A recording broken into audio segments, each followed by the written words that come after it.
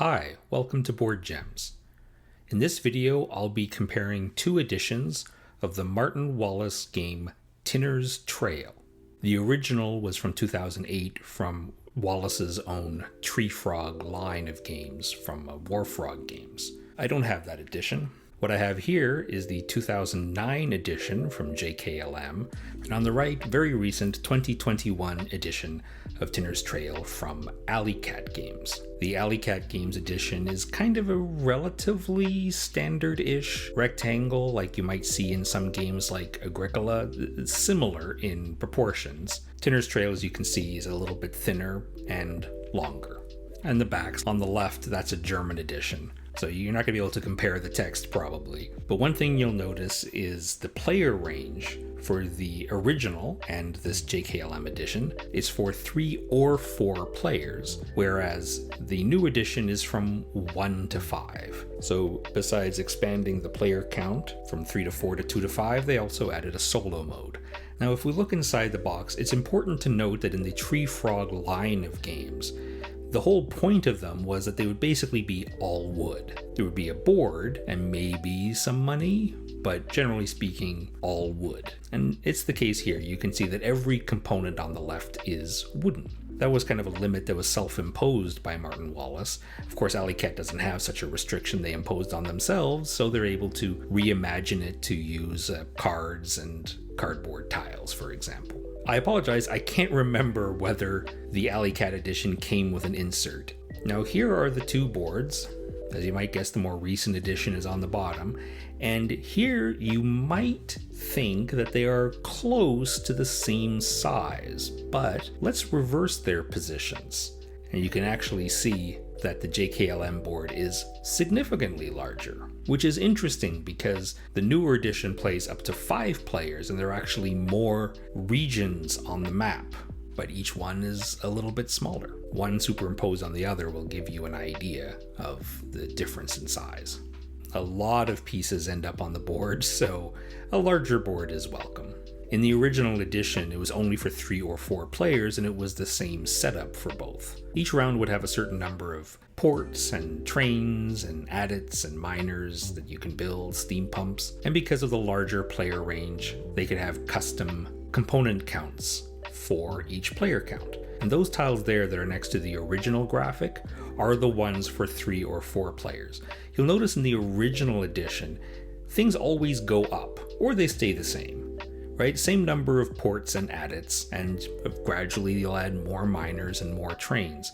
With the development done on the newer edition, sometimes the numbers go down instead of up. You'll see on the 3-player count on the left, fewer ports become available as the game goes on, and actually round 3 has the most miners, but then it drops back down for the 4th round. And for some reason in the 4-player game, the 2nd round has an extra adit. One of the big changes in the game relates to how you score points. In the original, you have cubes, which you then place on a sort of scoring chart every round. But there are only a limited number of spaces per amount and per round. And so you want to pass early so you have kind of first crack at the better spots. It does get quite crowded in a 4-player game, but in the 3-player game, not really all that much game happens there. What they did instead for the new edition was they simply had a conversion rate, and you could just buy as many points as you want, but the earlier in the game and the earlier you pass in a round, the better the conversion rate. Instead of the points just being totaled up at the end, which is what you would do with the original, now you score points as you go. So there are actually 2 markers that use the track around the outside of the board. One for money, which is the same for both, but now it's also used to track victory points in the new edition. Here's a comparison of the development pieces, the wooden pieces that you can add to regions. So you can see in the old edition on the left, the pieces are quite large and they're more abstract shapes. And in the new edition, they're more shaped more for what they're intended to be. They're smaller, but also you'll notice the different shades. That actually comes into play as a reminder of how many time points, I guess you would call them, that you need to build that thing. So the steam pumps and the miners are the lightest shade. They only take 1 time point. The port and the train are a darker shade. They take 2, and the darkest shade for the adit takes 3. And here are the playing pieces. In the older edition, of course, it only went up to 4 players, and these are the 4 colors. Generally the same colors in the new edition with the addition of blue. And the Flash really picked up the red in the new edition, but it's a really deep red, like a blood red. The discs are used to track your time usage. They're thicker in the new edition. And the cubes in the old edition were used to mark spaces on the investment area to track your victory points for the end of the game. Instead, in the new edition, what you see here is each player has a top hat and a pound sterling note. So the top hat is used to track the victory points, and the pound sterling note marker is used to track money, both on the same track that goes around the outside of the board. The new edition's mines are a little bit more shaped, but they're smaller. The pawn that you place on the board to mark which space is available for auction is black, so it doesn't show up well against this black tabletop. I apologize.